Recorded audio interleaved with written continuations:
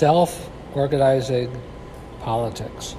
So let's take a look first at the world of business. Business used to be extremely hierarchical. The factory in the industrial age was the prototypical example of that.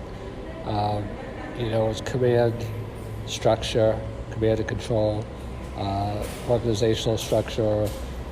Everything is predefined in terms of what the roles are, very long job descriptions and repetitive behaviors, lack of creativity in the name of efficiency. And that has given way increasingly to self-deterministic tendencies as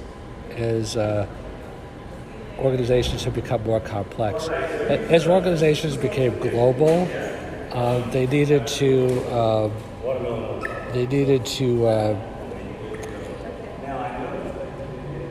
be more iterative. They needed to have more change in order to function appropriately, productively. So the ability to make decisions on the ground became more and more critical. The same thing is potentially happening over time in politics. I say potentially over time because it's not well recognized, so it hasn't been well implemented, but most political movements have had a decentralized element, if not organizing principle, such that there's a swarm mentality. If you study complex systems and swarm intelligence, then it'll give you greater insight into that, but it's kind of intuitive as well.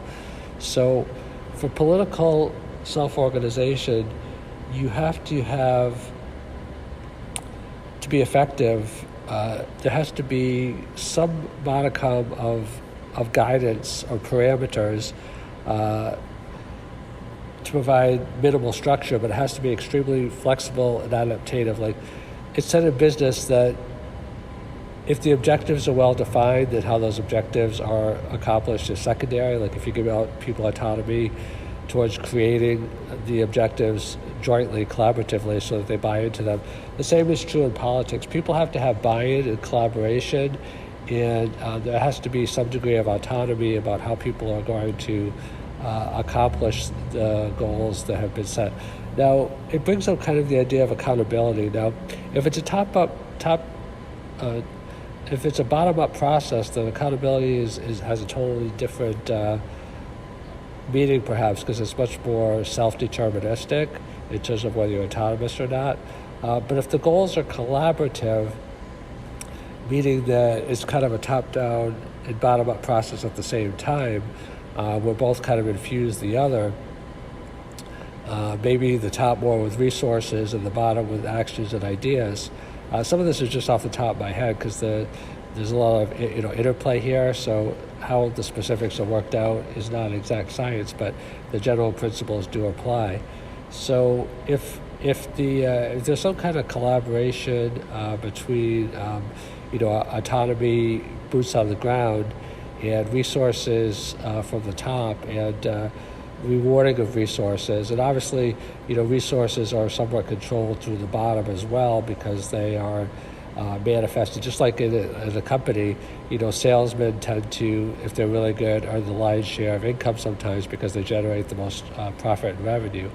So some of the key elements of political self-organization have to do with decentralization, of autonomy, effort, and increasingly rewards.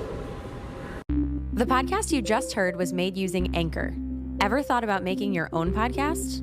Anchor makes it really easy for anyone to get started. It's a one-stop shop for recording, hosting, and distributing podcasts. Best of all, it's 100% free. Sign up now at anchor.fm/new. That's anchor.fm/new to get started.